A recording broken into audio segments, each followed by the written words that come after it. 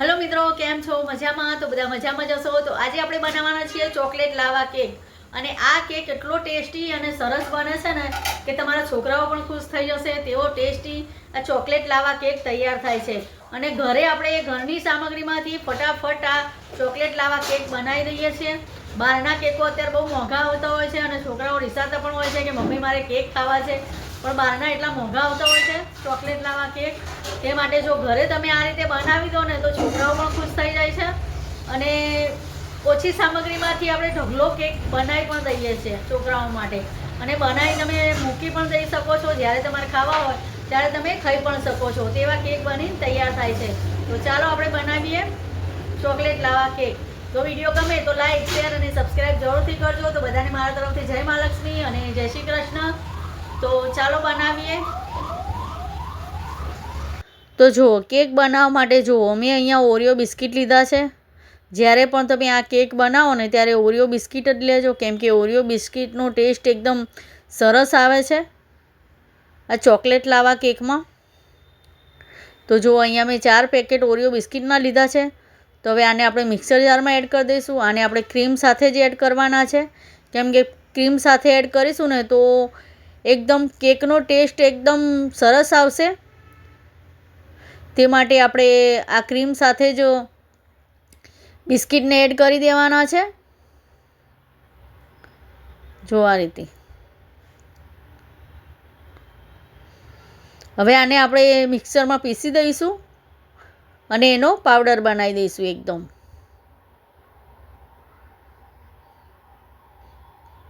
આ રીતે જો તમે કેક બનાવો ને તો એટલો ટેસ્ટી અને સરસ કેક બનીને તૈયાર થાય છે કે તમે એક વખત બનાવશો ને તો તમને ફરીથી પણ બનાવવાનું મન થશે. તેટલો ટેસ્ટી આ ચોકલેટ લાવા કેક બનીને તૈયાર થાય છે. તો જુઓ, આ રીતનો આપણે એકદમ પાવડર બનાવી દેવાનો છે બિસ્કિટનો. હવે આપણે તેને એક બાઉલમાં કાઢી લઈશું. જો તમને વિડીયો સારો લાગે તો મારી રિક્વેસ્ટ છે કે મારી યુટ્યુબ ચેનલે લાઇક, સબસ્ક્રાઈબ અને શેર જરૂરથી કરજો. કમેન્ટ કરીને મને કહેજો કે તમને આ વિડીયો કેવો લાગ્યો. અને આ રીતે ચોક્કસથી બનાવજો. ખૂબ સરસ આ કેક બનીને તૈયાર થાય છે અને ફટાફટ બની પણ જાય છે.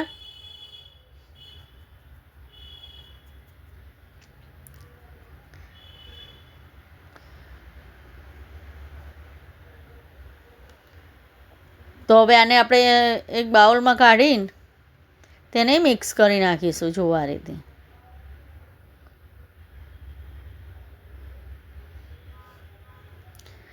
હવે જુઓ, અહીંયા મેં દૂધ લીધું છે. આપણે દૂધથી જ તેનું બેટર બનાવવાનું છે. થોડું થોડું દૂધ એડ કરતા જવાનું અને એને મિક્સ કરતા જવાનું છે. જો આ રીતે. આ રીતે થોડું થોડું દૂધ એડ કરવાનું અને તેને મિક્સ કરતું જવાનું.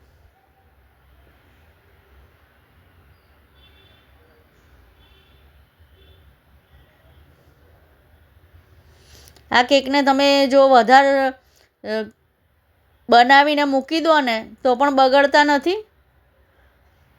અને કેક સરસ ચાલે છે. આ રીતે તમે બનાવીને મૂકી દો ને અને છોકરાઓને રોજ એક એક ખાવા આપો ને તો પણ ચાલે, કેમ કે આ કેક બગડતા નથી. જો આપણે વધારે ક્વોન્ટિટીમાં બનાવીને મૂકી દઈએ ને આ રીતે તો કેક બગડતા પણ નથી.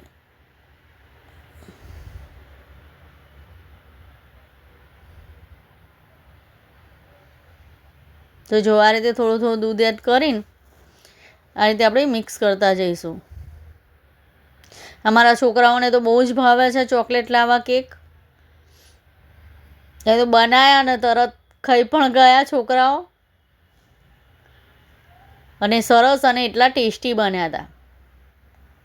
તો જો આ રીતે થોડું થોડું દૂધ એડ કરતા જવાનું અને આ રીતે મિક્સ કરતા જવાનું. જો આ રીતે.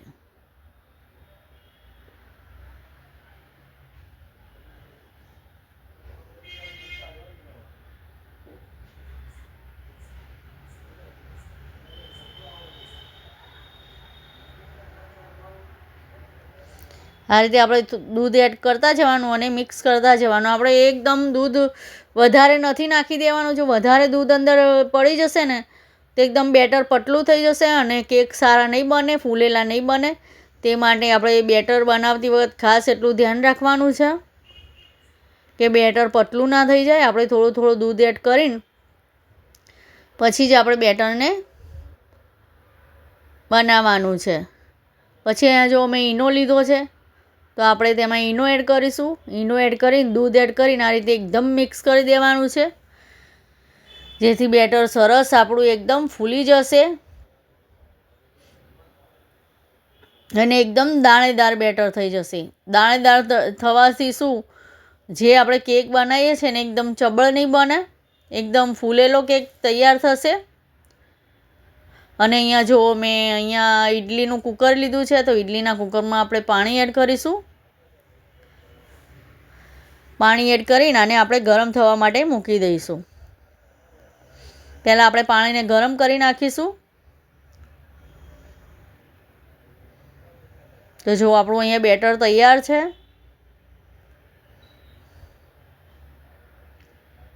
તમને એવું લાગતું હશે આમાં તો બહુ જ મહેનત છે, પણ આમાં કશી મહેનત નથી. આ તો હું વિડીયો બનાવું છું એટલે ધીમે ધીમે બનાવું છું, નકર આ કેક આપણે ફટાફટ બની જાય છે. સહેજ પણ વાર નથી થતી કેક બનાવતા. તો જો અહીંયા ડેરી મિલ્ક મેં ચોકલેટ લીધી છે તો ડેરી મિલ્કને આ રીતે આપણે કટ કરી નાખીશું, એના કટકા કરી દઈશું. જુઓ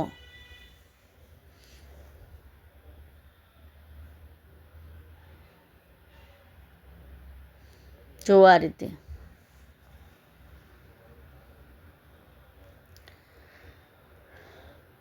તો ચાલો હવે આપણે જઈએ રસોડા આગળ.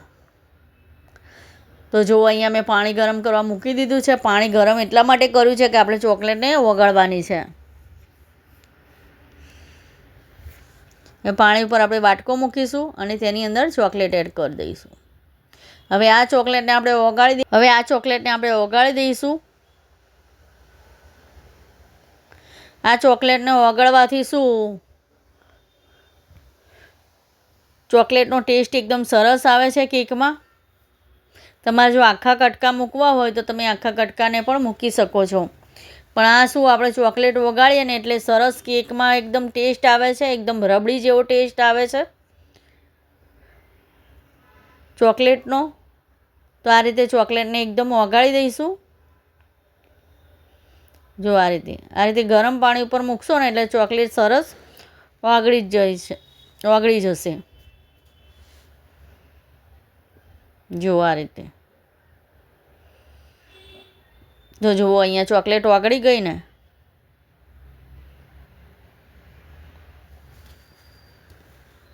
જો તમે જોઈ શકો છો. હવે આને આપણે ઉતારી લઈશું. તો જો ચોકલેટ અહીંયા સરસ આપણી ઓગળી ગઈ છે. તો હવે અહીંયા આપણે બેટર જોઈ લે. બેટરને આ રીતે આપણે એકદમ મિક્સ કરી દઈશું ફરીથી.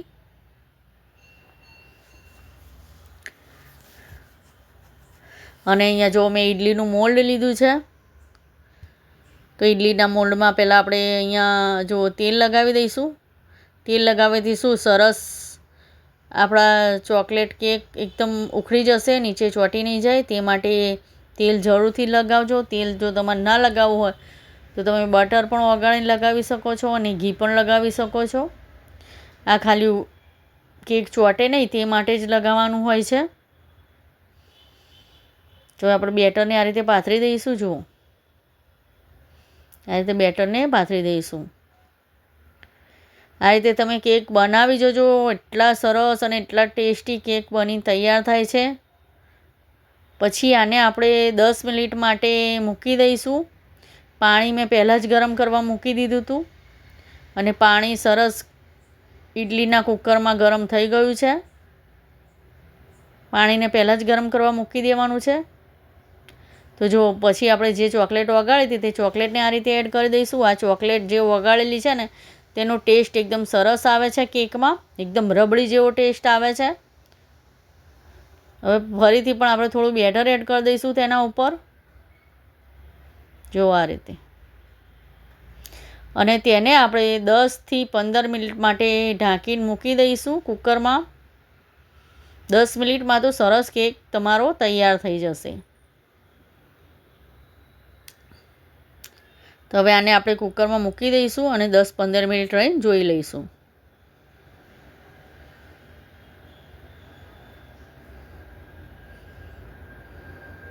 તો જો આ રીતે મૂકી દઈશું. તો જો કેક તૈયાર છે. તો જો આપણી ચોકલેટ લાવા કેક તૈયાર છે. જો આ રીતે તમે બનાવશો તો થોડી સામગ્રીમાંથી આપણે ઢગલો ચોકો લાવા કેક બનાવી દઈએ છીએ. તો જો આને કેવી સરસ અને એકદમ સ્પોન્જી કેક બનીને તૈયાર થઈ છે. હું તમને કટિંગ કરીને પણ બતાવી દઉં.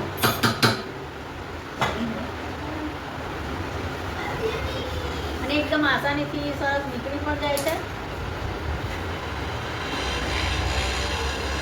જોઈ શકો છો એકદમ સરસ આસાનીથી આ નીકળી પણ જાય છે. હું તમને બતાવું. હું 2 પીસ ખાઈશ. જો અમારે તો ખાવા પણ તૈયાર થઈ ગયા. ખૂબ સરસ અને સ્પોન્જી આ કેક બની તૈયાર કરે છે. જોઈ શકો છો ટેસ્ટી કેક તૈયાર થઈ ગઈ અને છોકરાઓને પણ ખૂબ જ ભાવે છે. ફોટા પાડવા તૈયાર થઈ ગયા છે ખાવા માટે. જલ્દી ઉતાર કરે મમ્મી, જલ્દી કર જલ્દી કર જલ્દી કર ખાવા માટે. તો લો ખાઈ લો. જો તૈયાર જ છે ખાવા માટે. એમને એટલી બધી ભાવે છે છોકરાઓને. વિડીયો ગમે તો લાઈક શેર અને સબસ્ક્રાઈબ જરૂરથી કરજો. બધાને મારા તરફથી જય મા લક્ષ્મી અને જય શ્રી કૃષ્ણ. મળીશું બીજા વિડીયોમાં.